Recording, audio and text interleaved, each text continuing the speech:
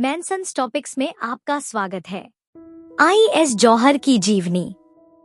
इंद्रसेन जौहर 16 फरवरी 1920 से 10 मार्च 1984, जिन्हें लोकप्रिय रूप से आई.एस. जौहर के नाम से जाना जाता है, एक अग्रणी भारतीय अभिनेता, निर्देशक, लेखक और निर्माता थे, जिनका करियर 5 दशकों से अधिक समय तक चला। अपनी हास्य प्रतिभा और व्यंग्यात्मक तीखेपन के लिए प्रसिद्ध, जौहर ने बॉलीवुड और अंतर्राष्ट्रीय सिनेमा पर एक अमिट छाप छोड़ी। उनका जीवन लचीलापन और गैर अनुरूपता से चिह्नित है, जो उत्तर औपनिवेशिक भारत की सांस्कृतिक और राजनीतिक उथल-पुथल को दर्शाता है। ब्रिटिश भारत, अब पाकिस्तान के पंजाब प्रांत में के तालागांग में जन्मे आई.एस. जौहर एक हिंदू परिवार से थे, जो 1947 में भारत के विभाजन के दौरान पलायन कर गए थे। पटियाला में एक शादी में भाग लेने के दौरान लाहौर में दंगे भड़क उठे, जिससे उनके परिवार को अपना घर हमेशा के लिए छोड़ना पड़ा। इस विस्थापन ने उनके विश्व दृष्टिकोण को आकार दिया, जिससे राजनीतिक और सामाजिक पदानुक्रमों की आजीवन आलोचना को बढ़ावा मिला। आई.एस. जौहर उच्च शिक्षित थे। उन्होंने अर्थशास्त्र और राजनीति में एम.ए. और बाद में एल.एल.बी. की डिग्री हासिल की, जो उस समय के अभिनेताओं में दुर्लभ था।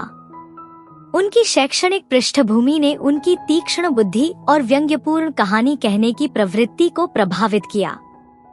आई.एस. जौहर ने लाहौर के विभाजन पूर्व फिल्म उद्योग में अपना करियर शुरू किया, जहां उन्होंने प्रोडक्शन असिस्टेंट और लेखक के रूप में काम किया। बॉम्बे में स्थानांतरित होने के बाद उन्होंने 1949 में एक थी लड़की में एक अभिनेता के रूप में शुरुआत की और जल्द ही हिंदी सिनेमा में छा गए। उनकी बहुमुखी प्रतिभा ने उन्हें बॉलीवुड और अंतर्राष्ट्रीय परियोजनाओं में काम करने का मौका दिया, जिनमें शामिल हैं अंतर्राष्ट्रीय ख्याति 1962 में लॉरेंस ऑफ अरेबिया में गासिम, 1978 में डेथ ऑन द नाइल और 1967 में यूएस टीवी सीरीज माया में भूमिकाएं। पंजाबी सिनेमा 1966 में चड्डिया दी डोली और 1969 में नानक नाम जहाज है जैसी फिल्मों ने उनकी सांस्कृतिक जड़ों को प्रदर्शित किया। एक निर्देशक और लेखक के रूप में आई.एस. जौहर ने तीखे व्यंग्य के साथ हास्य का मिश्रण किया।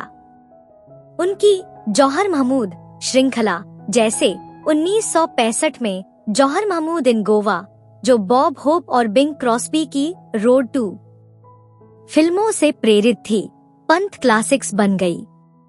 उन्होंने वर्जित विषयों को भी संभाला, जैसे 1978 में राजनीतिक व्यंग्य नसबंदी, जिसमें इंदिरा गांधी की जबरन नसबंदी नीतियों का मजाक उड़ाया गया था और इसे तुरंत प्रतिबंधित कर दिया गया था।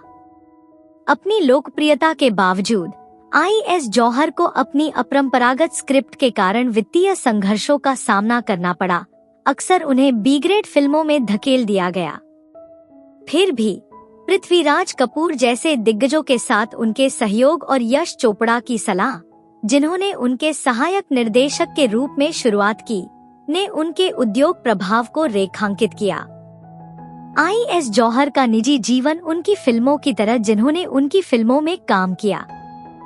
1949 में उनका तलाक भारत के शुरुआती कानूनी अलगावों में से एक था। बाद की शादियों में अभिनेत्री सोनिया साहनी शामिल थीं, जो उनकी अक्सर मुख्य महिला थी। हालांकि किसी भी शादी से बच्चे नहीं हुए। एक स्वघोषित उदारवादी, आई.एस. जौहर का असम्मानजनक व्यक्तित्व और सत्ता की आलोचना अक्सर प्रतिष्ठान से टकराती थी, फिर भी दर्शकों के बीच उनकी लोकप्रियता बनी रही। आई.एस. जौहर की विरासत उनके निडर व्यंग्य और सीमा उछाल वाली कहानियों में निहित है। नसबंदी जैसी फिल्में और पाकिस्तानी नेताओं जुल्फिकार अली भुट्टो और जियाउल हक की आलोचना करने वाले नाटकों ने उनकी राजनीतिक दुस्साहस को उजागर किया। हालांकि उनके अहंकारी फिल्म शीर्षक, जैसे मेरा नाम जौहर, ने मिश्रित प्रतिक्रियाएं प्राप्त की, जो आत्म पैरोडी को बड़े पैमाने पर अपील के साथ संतुलित करती हैं। बाफ्टा नामांकन 1959 में हैरी ब्लैक के लिए सर्वश्रेष्ठ ब्रिटिश अभिनेता, फिल्मफेयर पुरस्कार 1971 में जॉनी मेरा नाम के लिए सर्वश्रेष्ठ हास्य अभिनेता। आई.एस. जौहर का 10 मार्च 1984 को बॉम्बे, अब मुंबई में 64 वर्ष की आयु में निधन हो गया। उनकी मृत्यु ने भारतीय सिनेमा में एक युग का अंत कर दिया, जो अपने पीछे हंसी और विचार उत्तेजक व्यंग्य की विरासत छोड़ गए। वित्तीय अस्थिरता और उद्योग के प्रतिरोध के साथ अपने संघर्षों के बावजूद जौहर दर्शकों के बीच एक प्रिय व्यक्ति बने रहे। उनके अंतिम वर्ष फिल्मों में अपना काम जारी रखने में व्यतीत हुए, हालांकि उनका स्वास्थ्य गिरने लगा था।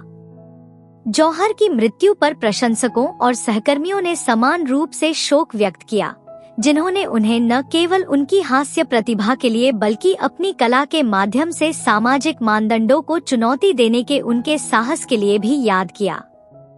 आई.एस. जौहर का जीवन लचीलापन और रचनात्मकता का प्रतीक था।